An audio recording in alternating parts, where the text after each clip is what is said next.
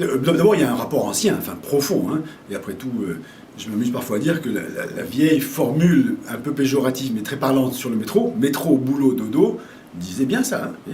Le transport public en général a été quand même, s'est développé au début du XXe siècle, ou même avant, comme étant le moyen d'aller au travail. Donc le rapport entre travail et transport est fondamental, et c'est ce qui fait que pendant très longtemps, et jusqu'aujourd'hui, le motif, comme on l'appelle ça, dominant du transport, c'est le motif domicile-travail. Hein. Aller au boulot le matin et en revenir le soir, ça a été presque une définition, ou en tout cas un motif structurant du transport.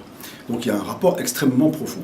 Alors pourquoi c'est en train de changer ou pourquoi tout ça va changer? Ça va changer pour beaucoup de raisons, et notamment parce que d'abord le travail lui-même est en train de changer, on en parle beaucoup ces temps-ci d'ailleurs, hein.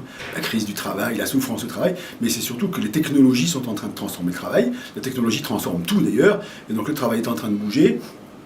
C'est aussi parce qu'on a quand même une situation de la mobilité et du transport urbain qui n'est pas stable, qui est problématique même. Hein. On assiste à des phénomènes de saturation, et donc l'idée qu'il faille aller au travail tous les matins est une idée qui commence à perdre un peu de sa signification.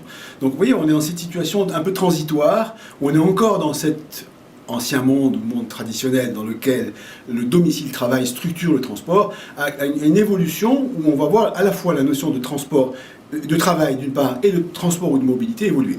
Alors j'ai dit que le travail est en train d'évoluer, je ne vais pas en parler davantage, hein, mais la mobilité est en train d'évoluer profondément. C'est un de mes thèmes de réflexion de prospective, d'ailleurs, de considérer que nous sommes en train de passer d'un raisonnement ou d'une structuration en termes de transport classique, je veux dire par là en termes de, j'appelle ça aussi parfois le déplacement, c'est-à-dire l'idée que le transport, c'est d'aller d'un point A à un point B le mieux possible, le plus vite et le mieux possible.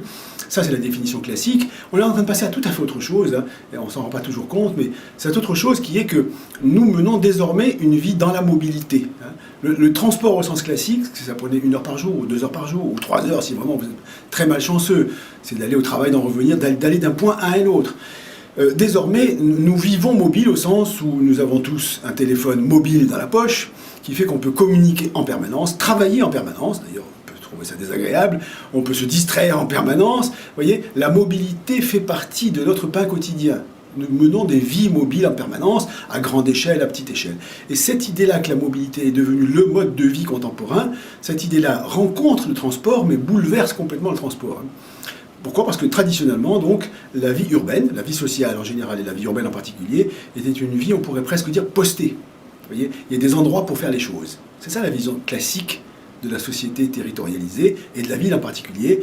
On mange quelque part, on travaille quelque part, on dort quelque part, on va au cinéma, etc. Chaque chose se fait quelque part. Et le transport, c'est entre. Désormais, on peut travailler dans un train, c'est le plus banal d'ailleurs. Désormais, on regarde son iPhone, un film si on veut, n'importe où. Désormais, un banc public est un lieu de travail ou de rencontre, etc. Vous voyez, tout ça est en train d'évoluer en profondeur. Alors, la mobilité change. Alors, comment ce travail qui est en train de changer, cette mobilité qui est en train de devenir un mode de vie, et plus simplement un instrument de l'urbanisme classique, hein, comment ces deux choses-là vont se rencontrer?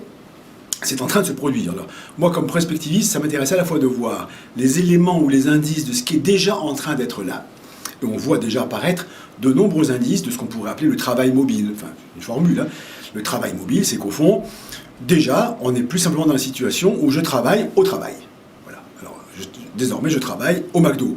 Bon, voilà, où vous voudrez, ou dans les parcs publics, on voit apparaître, ça c'est des lieux qui existent par eux-mêmes, hein, on voit apparaître des lieux, alors, certains sociologues appellent ça les tiers-lieux.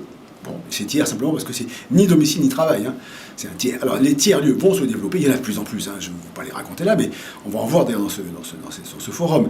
Il y a des lieux qui sont intermédiaires, les véhicules eux-mêmes deviennent des lieux, n'est-ce pas?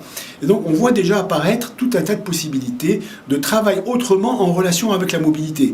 En relation, je ne dirais pas avec la mobilité comme transport, en relation avec la vie mobile. Le fait que je vais pouvoir travailler dans un bureau pendant un jour, il y a des tas de lieux où vous pouvez louer un bureau une demi-journée, par exemple. Hein. Donc vous voyez, le rapport du lieu et du travail, et du lieu, de la mobilité et du travail sont en train de se transformer. Alors ça, c'est le travail mobile. On va en parler beaucoup. Personnellement, comme prospectiviste, j'aime bien essayer d'avoir un petit cran d'avance.